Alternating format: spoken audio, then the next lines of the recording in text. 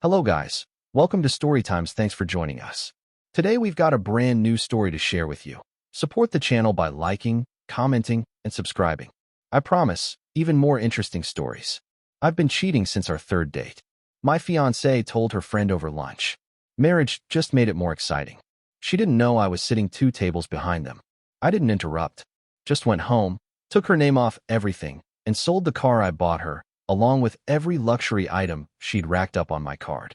She got home to an empty closet and divorce papers on the kitchen table. She's been calling me every night since. Screaming, crying, begging. 6 weeks ago, my life was on a predictable track.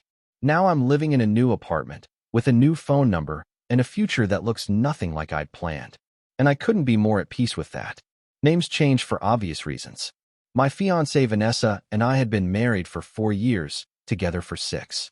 I'm 36, work in commercial real estate development.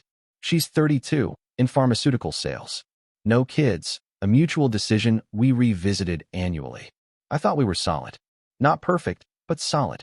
The revelation came on an ordinary Wednesday. I was having lunch alone at this bistro downtown, the kind with outdoor seating that blends into the next restaurant space. I'd gotten there early for a 1.30 meeting with a client who canceled last minute. Rather than head back to the office immediately, I decided to stay and eat, catching up on emails. I was halfway through my sandwich when a familiar laugh cut through the ambient noise. Vanessa was being seated at a table about 15 feet away, along with her friend Melissa. They hadn't seen me. I was partially hidden behind a large potted plant, and they were engrossed in conversation. I was about to call out when I heard my name. "So James still has no idea?" Melissa asked, leaning forward conspiratorially. Vanessa's laugh again, dismissive. "God no. He's completely clueless." I froze, fork suspended midair. Something in her tone made me stay silent, made me listen. "I've been cheating since our third date," Vanessa continued, sipping her wine. "Marriage just made it more exciting. There's something about wearing his ring while I'm with someone else that adds an extra thrill." Melissa giggled nervously. "How many guys are we talking about?" "Total? Maybe 12. Currently active? Just 3. 3. How do you keep them straight?" "It's not that complicated.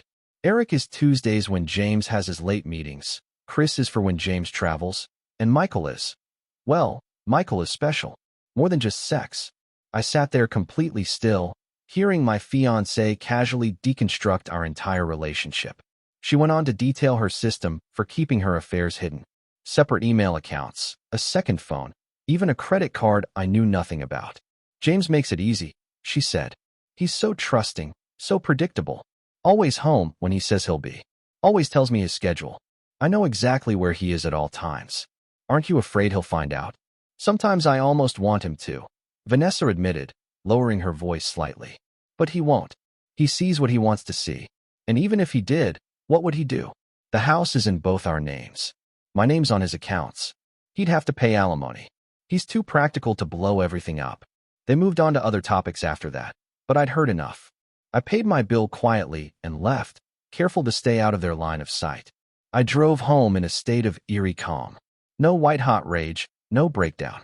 Just a cold, methodical clarity I'd never experienced before. By the time I pulled into our driveway, I had already formulated a plan. First, I called my lawyer, Graham. We'd played college lacrosse together, and he'd handled all my business contracts. I explained the situation briefly and asked how quickly he could prepare divorce papers. "I can have preliminary paperwork ready by Friday," he said. "But James, you need to be strategic here. Don't confront her yet. Document everything. Protect your assets." "Already on it," I replied. Next, I pulled up our financial accounts. Most were joint, a decision I'd never questioned until now. I didn't clean them out. That would be legally problematic. But I did transfer my most recent paycheck from our joint account to my personal account, which Vanessa didn't actively monitor. Then I made a list of everything Vanessa had acquired on my dime. The Audi I'd bought her for her 30th birthday, the designer handbags, the jewelry. All items that were technically gifts, legally hers, but which I knew she valued primarily as status symbols. Most importantly, I made a mental inventory of what I could live without versus what was irreplaceable to me. My grandfather's watch, photo albums, specific books and records, the vintage motorcycle in the garage that had been my father's. These would be prioritized. For the next 2 days, I maintained perfect normalcy. Had dinner with Vanessa. Discussed mundane topics. Even had sex when she initiated Wednesday night. All while mentally cataloging every lie, every work emergency, every girl's night that now made perfect sense. On Friday morning, Vanessa left for a conference in the city. A 3-day affair that I now understood was likely with Special Michael. The moment her car left the driveway, I sprang into action. First stop, our bank. I removed Vanessa as an authorized user on my primary credit cards, the ones in my name only. I couldn't touch the joint cards yet without raising red flags, but I could prevent new charges on my personal accounts. Next, I called a buddy who owned a luxury car dealership. Explained I needed to sell an Audi immediately, even at a loss. The car was in my name, a gift to Vanessa, but legally mine. He agreed to handle everything, no questions asked. Then I went home and systematically packed all my essential and irreplaceable items. Not everything. That would tip her off if she returned early, just the things that truly mattered. These went into a storage unit I'd rented that morning. I contacted a high-end consignment shop about the designer items Vanessa had accumulated using my primary credit card. The owner, sensing a fire sale, came to the house that afternoon and made a fair offer for the lot. Handbags, shoes, and used clothing with tags still attached. All items Vanessa had purchased, worn once for Instagram, then relegated to the back of her closet. By evening, I'd signed a 6-month lease on an apartment across town, furnished with basics from a rental company. I'd set up mail forwarding for my personal items and changed all my passwords. I'd withdrawn my name from our joint gym membership, streaming services, and wine club subscription. Graham came through with preliminary divorce papers, not finalized, as that would take time, but enough to make my intentions crystal clear. I left these centered on the kitchen table with a brief note. I know everything. Don't try to contact me. My lawyer will be in touch. The consignment shop owner returned Saturday to collect the agreed-upon items. The Audi was towed to my friend's dealership. I took one last look around the house, then locked the door and left my key inside. By Saturday night, I was settled in my new apartment. I turned off my old phone, activated a new one with a new number, and waited. Vanessa returned Sunday evening, a day early from her conference. I know this because my home security cameras, which she didn't know could be accessed remotely, captured her arrival. I watched on my laptop as she entered the house, calling my name, saw her confusion as she noticed things missing, watched her rush upstairs, then returned to the kitchen where she found the divorce papers. Her face went through a remarkable transformation, confusion to shock to calculation to fear. She immediately called my phone. When that went straight to voicemail, she tried again and again. Eventually, she sat at the kitchen table, reading through the papers, her expression hardening into something between rage and panic. The text started around 8 p.m. Whatever you think you know, you're wrong. This is insane. We need to talk. You can't just leave like this. It's childish. Please call me back. This is all a misunderstanding. By midnight, the tone had shifted. I made some mistakes, but you're overreacting. Everything I did was because something was missing between us. You're throwing away 6 years over nothing. Do you know how many women would kill to have what I had with you? I didn't respond to any of them, just documented each message methodically. The next morning, I went to work as usual, informed my boss of my situation, and requested that Vanessa not be allowed into the building.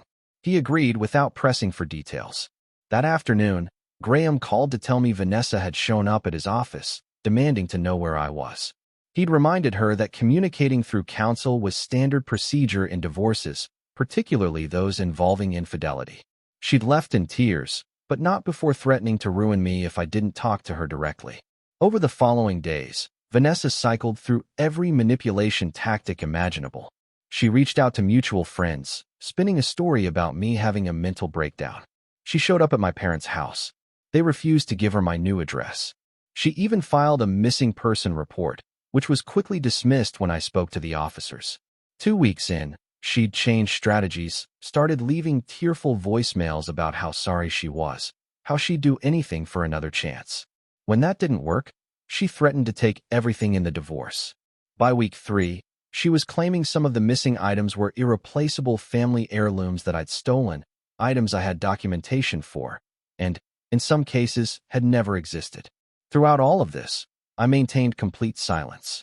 No responses, no engagement, nothing that could be twisted or used against me. Graham handled all communication, presenting evidence of her infidelity when necessary. The security cameras had caught her bringing men to our home while I traveled. Her second phone, which she'd accidentally left behind in her haste, provided additional proof. It's been 6 weeks now. The divorce is proceeding smoothly, all things considered. The house will be sold, assets divided according to the prenuptial agreement she'd signed without reading carefully. She'll get less than she expected, but more than she deserves. Vanessa still calls my old number every night between 11 p.m. and 1 a.m., screaming, crying, begging. I know this because the voicemails forward to an email account I check weekly. I don't listen to them anymore. Just document that they occurred and forward them to Graham. Last week, I ran into Melissa at a coffee shop. She looked uncomfortable, but approached me anyway. "I'm sorry," she said simply. "If I'd known you were there that day." "You would have what?" I asked. "Warned her? Helped her maintain the lie?" "I don't know," she admitted, "but for what it's worth, she's a mess. She's lost weight, called in sick repeatedly. The pharmaceutical company is considering termination." I nodded, not out of concern but acknowledgement. Actions have consequences. As I turned to leave, Melissa asked, "Do you ever think about giving her another chance?" The question was so absurd, it nearly made me laugh. Would you trust someone who betrayed you for 6 years? Who had a system for cheating? Who gambled with your health by sleeping with multiple partners? "I guess not," she conceded.